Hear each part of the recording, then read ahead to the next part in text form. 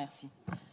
Je vais revenir sur le rapport qui concerne le maintien de la TICPE Grenelle et celui concernant les certificats d'immatriculation. Les automobilistes de la région Centre-Val de Loire sont une nouvelle fois les vaches à lait du système et les augmentations que vous avez décidées sont dans la veine de l'écologie punitive portée par une partie de votre majorité. Vous nous proposez d'augmenter le tarif du cheval vapeur de 5,20 € et donc de le porter à 55 €, ce qui contribue à une augmentation de plus de 10% par rapport au tarif de 2017, mais également de supprimer l'exonération partielle en vigueur sur les véhicules dits propres ou hybrides. Nous dénonçons cet acharnement contre la voiture. Malgré le contexte inflationniste et la hausse du coût du pétrole sur les marchés, vous avez décidé de maintenir le tarif maximal de la TICPE Grenelle. À cette TICPE s'ajoute également une autre taxe à hauteur de 20%, la TVA.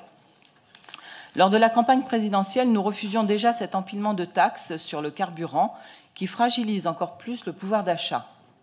La TICPE s'inscrit dans la contribution directe des citoyens aux politiques publiques, puisque la région récupère quelques centimes par litre d'essence achetée.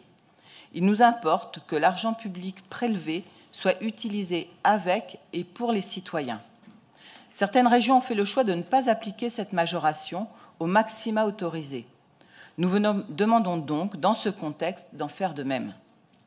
En matière énergétique, la question du tout électrique doit également être posée à cause du marché européen de l'énergie.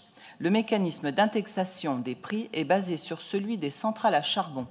Autrement dit, l'escroquerie est à double sens, économique, mais aussi écologique. Il faut retrouver notre souveraineté énergétique et défendre notre pouvoir d'achat.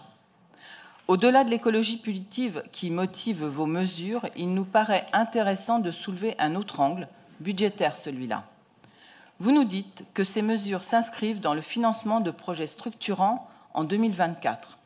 Or, depuis le 1er janvier 2020, la loi oblige à ne pas dépasser le montant du cheval de 60 €.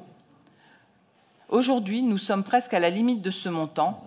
Cela doit donc sérieusement nous alerter sur la capacité qui est la vôtre à gérer le budget de notre collectivité.